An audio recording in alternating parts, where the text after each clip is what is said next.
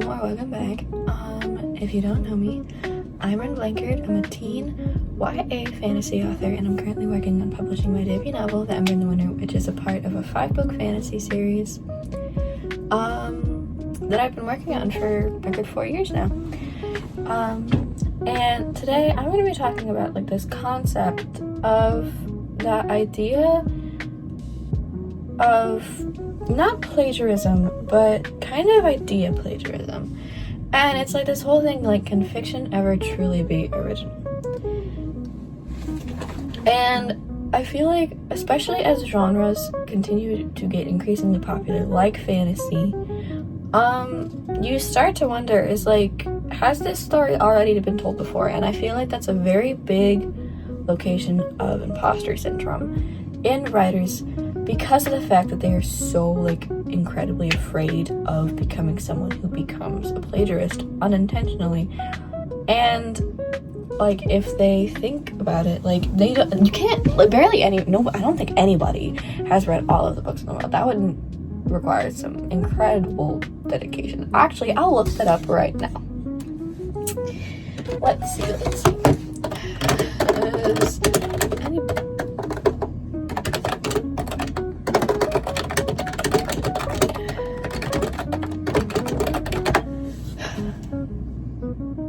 No, nobody has read all the books in the world, and it's impossible to do so. There are far too many books that are published, like, each year to begin with, and, like, the sheer volume of each text makes it a task that would take, like, millions of years to complete. And apparently, according to some estimates, there are nearly 130 million different books ever published worldwide. And, like, when you think about it, you see people on Instagram and TikTok and, I don't know, any other social media platform that are talking about their daily reading goal and their yearly reading goal, and you see people that are doing like 150 books a year, or maybe even 200 books a year, which is absolutely insane because, like, let's do 365 divided by, well, I don't know, what's the most absurd reading goal I've seen? 256, okay? No, not 256. That would require, like, a book and a half a day. Like, you read a full book, and then you read half of a book another day. Which, some people can do that. Like, I have done that before. But I don't do that every day because, like, I have a life I need to live, I guess. So, either one, they're skimming through it and they're not, like, digesting the information, which I have seen a lot of people admit to. They don't read through the meaty paragraphs of description and whatnot, and only read the dialogue. Which, okay, I guess you can understand certain aspects of the book through reading the dialogue, but that you won't get every piece of information, and that will leave you, like, being confused. And a lot of people don't like to take accountability for the fact that they haven't read the entire book because they only read the dialogue and blame the author for the confusion, which puts a bad mark on the author. But because of this idea that we're not always original, it's like, it like I said, it does create a sense of imposter syndrome, because we're just constantly thinking about, like, oh my gosh, I need to be unique because everybody's talking about, like, oh, I want this new book. But, like, most of the time when they're asking for a book, it's out there. They just need to look for it. And a lot of people centralize on the books that are recommended on Book Talk or Bookstagram or Book Pinterest. I don't know.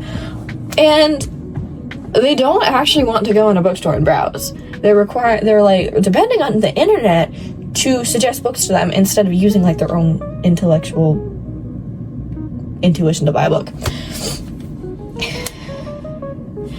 And when you think about it, take the Greeks and the Romans into account. The Greeks came before the Romans, okay? I don't know how many years before.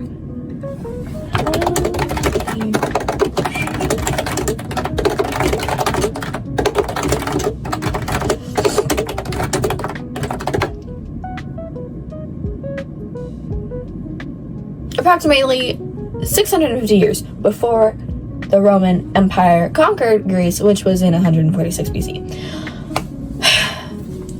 A lot of people talk about how the Romans kind of copycatted Greek mythology, like, you know, how there's like Zeus and Jupiter. I don't know, I don't really pay much attention to Roman mythology. But these myths and like folklore and archetypes for these people repeat endlessly, okay? Only reason that we have these planets labeled as Jupiter and Venus and Neptune is because of the fact that the Romans were closer to modern society than the Greeks, okay? And, like, that might be the point, okay? Like, you don't have to be constantly unique. A lot of people do like consistency in plots. Like, everybody has a preference for their plots. Personally, I love fantasy, but I don't like the really, like, I don't know what the word would be before, like sensationalized fantasy, like ACOTAR, or, I don't know, what books have I read? I personally did not like the Shadow and Bone trilogy. I love Six of Crows, but I did not like Shadow and Bone. That's not the point. And so I love reading R.F. Kuang. And that's only because it stimulates her writing stimulates my mind because it has a sense of academic style to it. And she might not be for everybody, and that's okay. Like, I just finished the Poppy War trilogy a couple days ago, and I started reading Catabasis, which I actually have right here with me. And I love it so much. But that's only because of the fact that I enjoy academic backgrounds in my fantasy books. Because I don't know, it's fun, and I like reading about academics. It interests me, especially the stuff that a lot of people, like history especially, they intertwine the history elements from our world into the fantasy realm. And it's cool to read about that, personally, because I'm interested in it. Not everybody might be interested in it. But, so, yeah. You don't need to be constantly unique to be a good writer. That's kind of what I'm getting at, you know?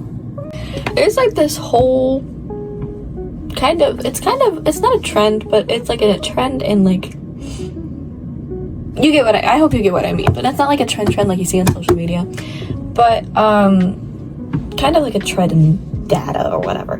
But it's kind of like how modern writers, like I especially also deal with this because I have seen so many people deal with accusations of plagiarism when they haven't even read the books, that the people are accusing them of plagiarizing.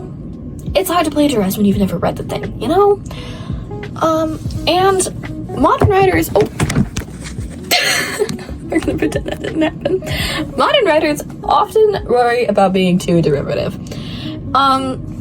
Every story follows similar structures. If you have studied plot structure, if you had looked up the 3-act plot structure, or like, I don't remember what the name of it is, but I frequently use like this whole it's kind of a circle. It's like a tragedy kind of thing. And tropes, take tropes for example. A lot of tropes are really overused, but that's not the point. Like there's enemies to lovers, forbidden love, academic rivals. I'm a sucker for academic rivals. That trope can do no wrong for me. Sorry, I'm reading off a script because of the fact that, well, it's not like a script, but it's like, you did not need to know that. We talk about like this originality, like it's this impossible mountain to climb. Like you can never be truly original, but maybe it's more like a conversation across time. So take Lauren Roberts, for example, okay? We have the Powerless series, is it now? I don't remember. The Powerless something or other. And a lot of people, she specifically used in her marketing tactic that she wrote this book, Powerless, about these two characters, Peyton and Kai, and the plot is incredibly, it kind of fluctuates themes between The Hunger Games and Red Queen. And a lot of people, when they actually like read through it, like paid super close attention, because I feel like annotators actually digest the story a lot more than people who just read through it. That is why I annotate my books. because of the fact that you have to read it line by line to catch things to annotate. The people that annotated Powerless realized, like, oh my gosh, she heavily uses a lot of especially Red Queen's themes. And I have read Red Queen. I have read the Red Queen series by Victoria Aveyard. And she's a fantastic writer. I love her writing. I still have to read the Realmbreaker series. I think it's a trilogy. Is it a trilogy? I don't know. Let's look that up. I'm looking up everything. It is a trilogy. There's Realmbreaker, Bladebreaker, and Fatebreaker. And not only do I love her writing, I love the author as a person to begin with. We love Victoria Aveyard. But anyways, Lauren Roberts uses the themes that Victoria Aveyard does quite... She doesn't copy them, but... Because, like, you can't copy a theme. A theme is universal. It will be used in many different contexts. I mean, like, there's that thing, like, don't judge a book by its cover. You can use that for books themselves, obviously. But it's also metaphorical. Like, don't judge a person by a first impression. So, like I said, it is universal. But it's not just about the themes and, like, the ideas that she's trying to get across. It's the world building and the plot points that she uses, and how there is... Oh my gosh, what is it? The ordinaries, I think it is, and the elites. And then in Red Queen, there's... Oh my gosh, I haven't read that series in a while. I think I read that in, like, 6th grade.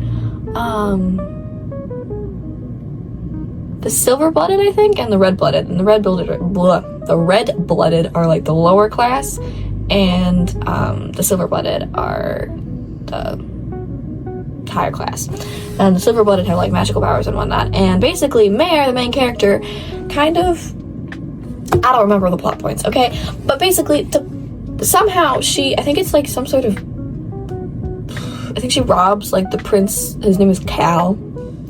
And something happens, and she kind of gets thrown up into the royal world. And then you go over to Powerless.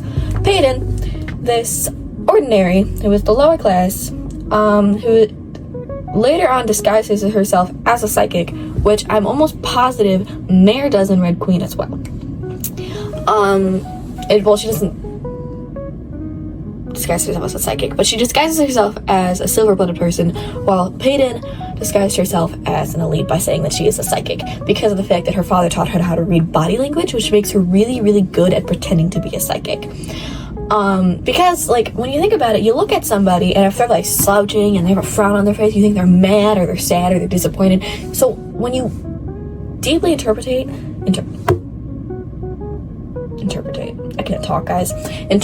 the way that somebody is acting, it is easy to determine what they are thinking. Not exactly, but you can determine what they're feeling, sort of. So Peyton does that, and she is thrown up into this competition called the Purging Trials, because she robs the other dude, Kai, who is like this enforcer dude, and he becomes like obsessed with her, and it's, I don't know, I didn't really like the story. I kind of read it because it's kind of just one of those things where it's like, I want to read something light, and I don't want to use a lot of brain power to do it. And her writing style, Lauren Roberts' writing style, is gorgeous. I love her prose, although sometimes it does get repetitive. But that's okay, because everybody gets repetitive. Everybody has words that they overuse. I overuse, in my writing, smile a lot and sigh, because of the fact that I personally sigh and smile a lot. So, yeah. That's another way of, like, self-insertion in writing, I guess. But when you think about it, this thought of constantly needing originality frequently stalls creativity in a way, because you're constantly looking for better ideas that you've never seen before. And when in reality, you could be writing this, like, different book. Like, it needs to be different enough, but not completely, like, out of the park, you know? It's like, it's good to have crazy ideas to write, but at the same time, they don't need to be overwhelmingly unique from the typical media audience that you're looking for. Like fantasy people, a lot of fantasy books now focus on this idea of fae folklore. And at first, when I was writing the Ember series, I was actually looking towards the fae folklore as well, but then I was like, you know what, I might want to mix it up a little bit, right? And so I decided, I was like, okay, I'll do elves instead, and I'll focus on like the Lord of the Rings kind of thing, but it's not like Lord of the Rings exactly, you know, like I made my own additions to the folklore that these elves had. But I do use a lot of other media preferred concepts in my writing, like tropes. People love tropes. It is a good way to gain attraction on social media by using tropes that you include in your book. And not everybody includes tropes in their book, and that's okay. You don't have to use tropes in your book, and sometimes you have them and you don't know how to describe them, and you realize like later on, like, oh, I could have included that in my marketing video. I do that all the time. It's okay. And so there's like this whole fear of repetition, and it's, you don't need to be afraid of being repetitive unless if you're overwhelmingly repetitive. Like, there are authors out there who write the same book every single time they publish, but I know for a fact that you are not going to do that because you're watching me right now, right? And I'm telling you not to do that. Don't fall over. And when you think about it, like really think about it, repetition is inevitable. We as human beings are repetitive because we value these cycles and routines. A lot of people don't have a strict routine, but they do have a routine, okay? Like, you wake up in the morning and you get breakfast, typically. Like, if you don't eat breakfast, then you don't eat breakfast. But personally, I eat breakfast because, you know, waffles. And repetition, when you think about it, is also included in citations, in like research papers. Like, is not plagiarism because of the fact that they cite these people on a works cited page when they're talking about certain subjects in their papers, but they are reusing and repeating already previously stated statements, I guess. That sounded really repetitive. And a lot of stories recycle human emotion, like love, loss, discovery, and change. And like I said earlier on, themes are recyclable. You can reuse them because they are universal.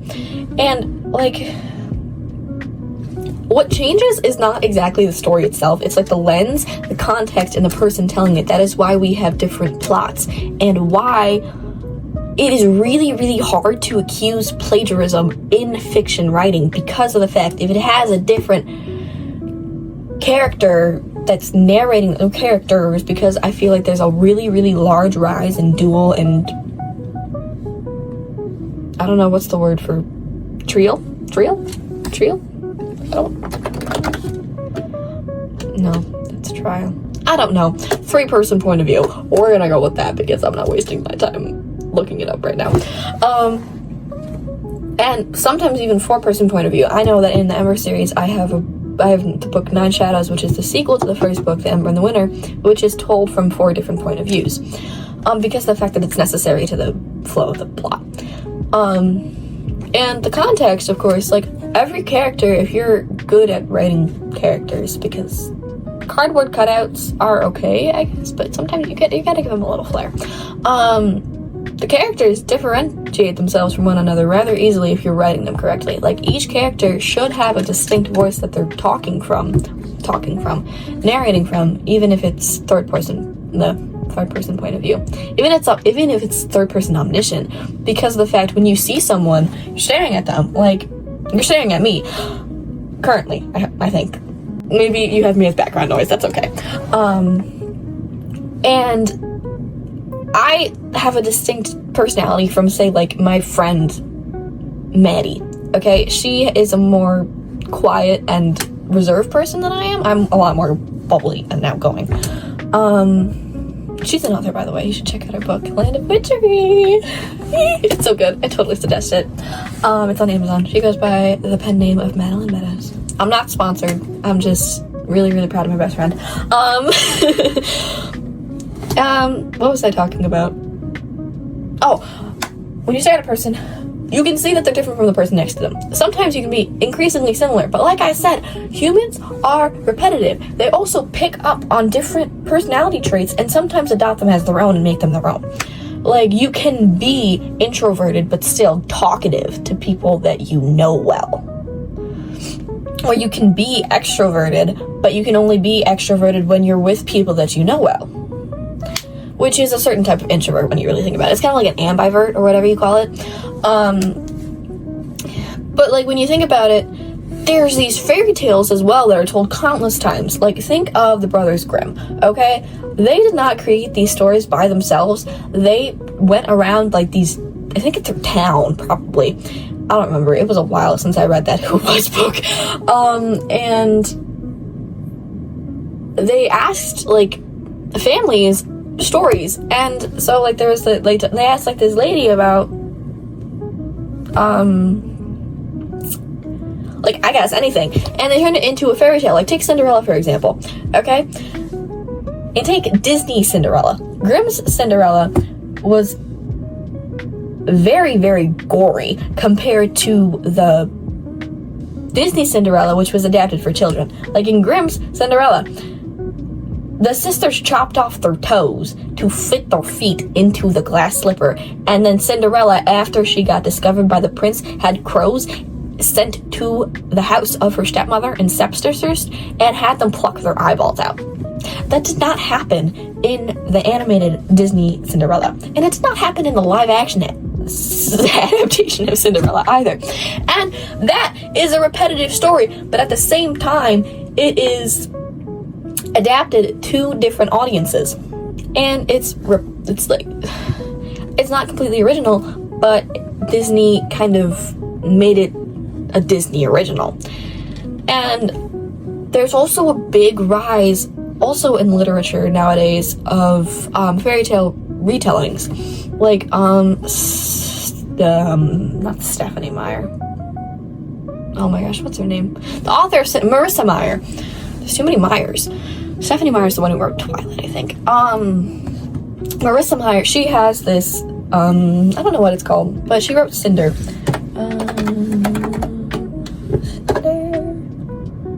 The Lunar Chronicles.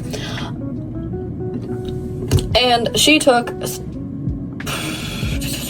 fairy tales like Cinderella for Cinder, and she kind of turned them into these sci-fi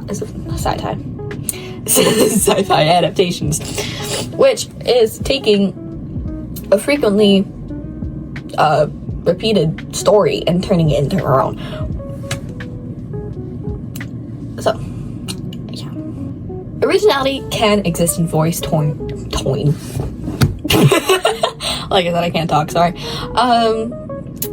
Originality can exist in voice, tone, structure, and points of view, as I said earlier. Characters, people are unreliable, guys. They are biased, and they will not always tell you the truthful story. I know that sometimes I twist tales, okay? It's natural. Sometimes you just can't resist kind of pizzazzing the thing up a little bit, okay? Or sometimes you twist the truth a little bit to comfort yourself. Like, you might not like the person that you're telling the story about, so you might make them say something that wasn't, like, you obviously wouldn't completely lie about it, but you would make them say, you would modify what they said to make it more comforting to you, I guess, and to help people understand that you're, like, not the bad person. But even if you hadn't adapted what they said, you're still not the bad person. But it's kind of human nature. It's a defensive technique. Why do I have tape on my desk drawer? I don't know. And when you, like, take the Great Gatsby, for example. It is not the first story about longing, but it's unique because of Fitzgerald's style and framing. And magical realism and fragmented narration often offer new ways to tell familiar truths. And like, maybe originality isn't about inventing something no one's ever thought of, but it's about something said in a timeless way that you could only say it. Like I said, narrators, unreliable, and we all tell something in a different way. Sometimes it is like word for word. Like, let's say, like, take the telephone game, for example. Like, I remember in 2nd grade, my teacher, when I was waiting for my gym teacher to hurry up and get into the hallway so he would take us into the gym so my teacher could skedaddle, she would make us play this telephone game.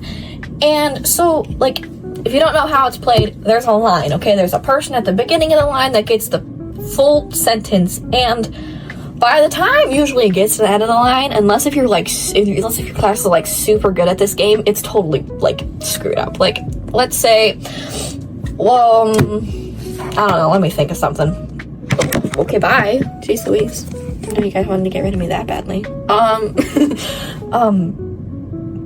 Let's say the teacher told the person at the front of the line, like, hot dogs are the best cookout food. By the end of the line, it would become something like totally abstract, like hot dogs need to be under mustard or whatever. My goodness gracious, you guys, I'm sorry. I don't need to be throwing you around all the place. Maybe I should stop smacking my desk. And that's because of the fact either the person in the middle of the line needs hearing aids, or sometimes they mess it up to be funny, which also returns to the concept of bias and twisting the tales to fit the context that you want them to have. And sometimes they just don't hear completely, which is another concept of inaccuracies in oral retellings. But the whole point of my telephone game yapping session is because of this idea of originality. The original concept was that hot dogs are the best cookout food. And then at the end of the line, this person's saying like, oh, the hot dog needs to be under the mustard. I think that's what I said. And basically they're just talking about how you need to put mustard on a hot dog to make it taste good. Which it still talks about hot dogs, you know? Because I feel like hot dog is a very, like, even if you whisper like hot dog, yeah, you'd understand it pretty well, unless if you're a terrible whisperer. I know a few terrible whisperers. And it gets, like I said, it gets to that point where it's like repetition is frequently, it gets twisted in certain ways. Like, you can repeat something to a person and then they will repeat it to another person, and maybe the person that they repeat it to doesn't understand it completely, so they kind of twist it to make it understand more, and when they tell it to the next person, that person understands it that way, but they don't understand it how it was originally told. And so sometimes retellings can be very helpful to the human mind in understanding and comprehending things. And so maybe the question isn't whether a story's been told before, but whether you're the one meant to tell it again. I don't know what I'm talking about, guys. I don't know, what do you think? I think true originality still exists in fiction, because of the fact that we all add a certain spin onto it, unless if we are just pure plagiarists, which I hope you're not a plagiarist. That'd be really sad. But at the same time, there are certain things that are just a retelling at heart. Like I said, The Brothers Grimm and Cinderella, or maybe The Little Mermaid. The Little Mermaid was... Ugh, okay. The Little Mermaid was incredibly darker in The Brothers Grimm, and Disney turned it into a seriously, like, children's movie, right? Like, I didn't, like, when I heard about the actual true original story, I guess, for The Little Mermaid, I was shocked that they could turn that into a Disney movie, and, like, they completely twisted it. Like, there are certain, like, you can take elements from another book and then give them to a book that is, like, completely different, okay? And still have it, like, you can still connect it to the first book that you got it from, and it's just, like, completely different. That made no sense. It made sense to me. Maybe you'll make sense of it and turn it into a better statement. I sound like a freaking grandpa. Oh my god. Sorry. Bye. Thanks for watching.